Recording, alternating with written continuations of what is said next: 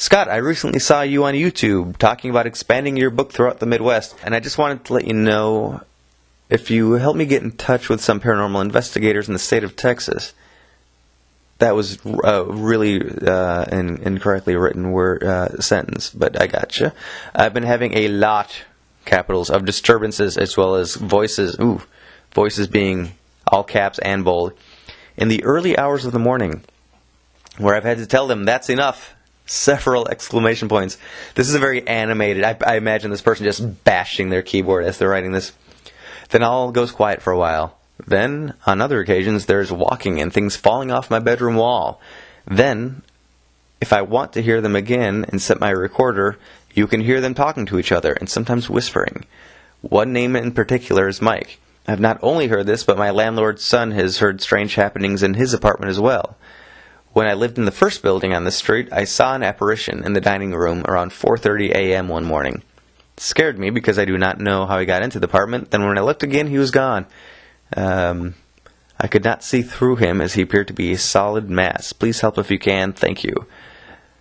Well, I don't really know what I can do specifically. I will say that if you found me, you can find a paranormal investigator in your neck of the woods. I've only driven through Texas. I don't have any roots there at all. Really, Cadillac Ranch, I think, is all I know of Texas. Driving Route 66 from Chicago to Santa Monica when I first moved to L.A. back in 2002. That is the extent. I stopped at a steakhouse, because you have to. It's Texas. But what's going on there? Let me try to add a little bit of insight. It really does sound like you have something going on. I love that you say, that's enough. You tell them that's enough, and it goes quiet. That is the best thing I could tell you to do. From an immediate address the situation standpoint.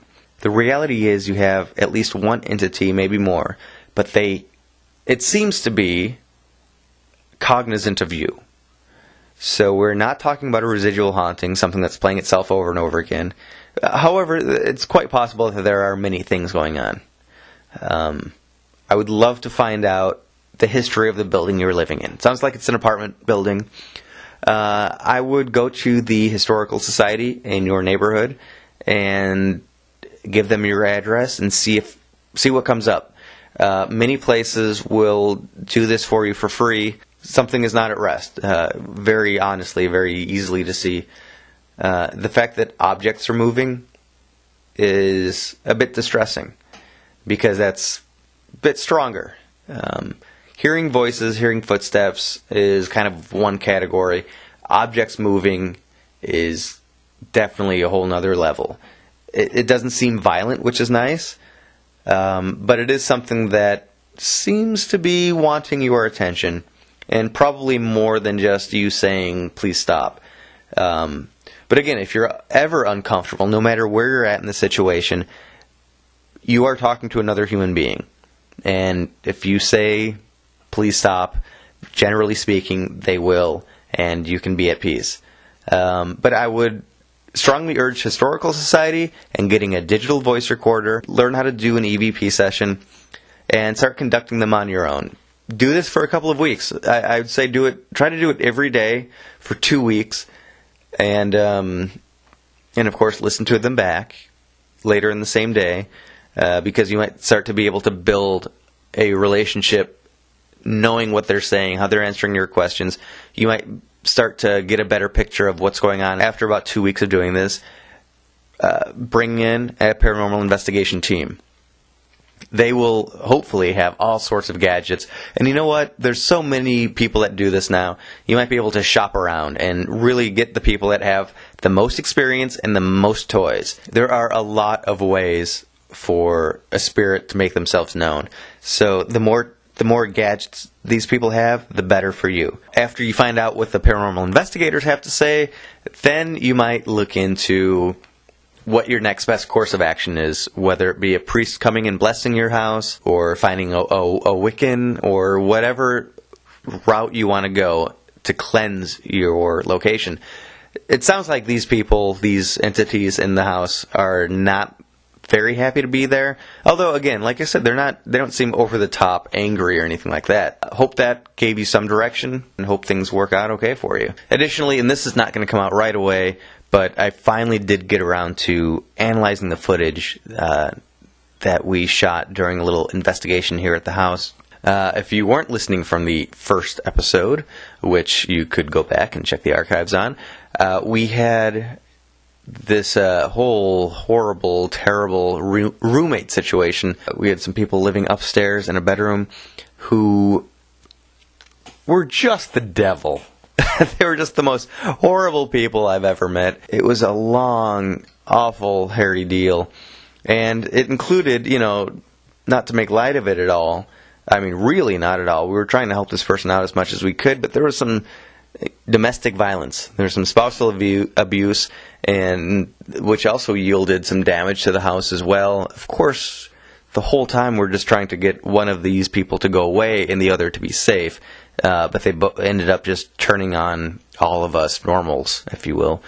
And me being the theoretical, nerdy parapsychologist, wanted to see if there was any emotional residue left up there in a residual haunting context. I let a tape recorder roll in there a good 2 hours before I then came up and did an EVP session. The EVP session itself doesn't have any bizarre anomalies in it. There are strange sounds heard throughout the time period when there was only a tape recorder up there. Series of poundings. It's very easy to dismiss a lot of them, but there's a couple of sounds that sound really very clear. Stuff that's clearly happening within the same room that the tape recorders, and at the time, there was only a tape recorder in there. There was no other objects whatsoever.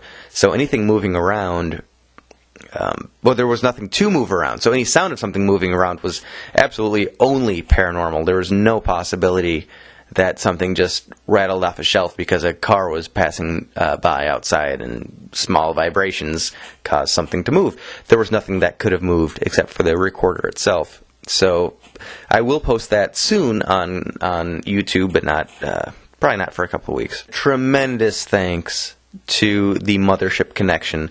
This was a radio show I had the immense privilege of producing and co-hosting for over a year. It itself went about 6 years. I hope it's on a bit of a hiatus. The alternative is that it's done. It should not be done. It is a great show. It is a morning show format. You have a handful of hosts in the room that are cracking wise and having fun, being lighthearted about the issues that we're talking about, which, of course, with a name like the Mothership Connection, you would guess we are talking about the paranormal, the unexplained, UFOs, cryptozoology, hauntings, conspiracy theories, all that stuff. The Mothership Connection was the first, certainly the first show I ever hosted.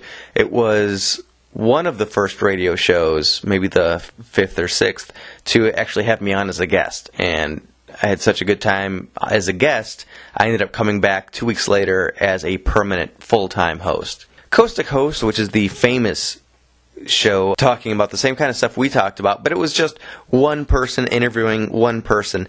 It as much as it is a great show, and I am actually an honest fan of the show, it didn't have the fun that the Mothership Connection had. We were led by Dobie Maxwell, a very, very fun comedian who Ursula Bielski likened to a beat poet, the way he could just ramble on these large strings of descriptors, of off-the-wall descriptors.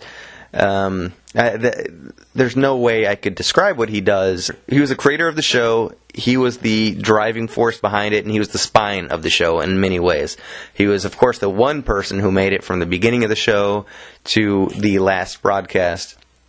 And I do have to just say thank you to him for having me on as an initial guest, for having me on as a host, and then for a big chunk of time, about a year, really allowing me to run the show. I was not only behind the controls, controlling the levels and all that kind of technical stuff, but Dobie was a full-time comedian, so he was traveling around the country, And many times, well, I mean, really very frequently when I was doing it, I was booking the entire show, sometimes with suggestions from him, but sometimes just being able to control the show as if it was my own radio show on terrestrial radio. And so that takes a lot of trust from him, and I hope I never let him down. I know I'm very thankful for the opportunity to have worked on it, and I am humbled that I was the final guest on the show. This was just a little bit before 4th of July, I think. And again, I really hope that they're just going to take a breath, retool. They're on weekly for over 6 years without a paycheck. This was a passion project for all of us.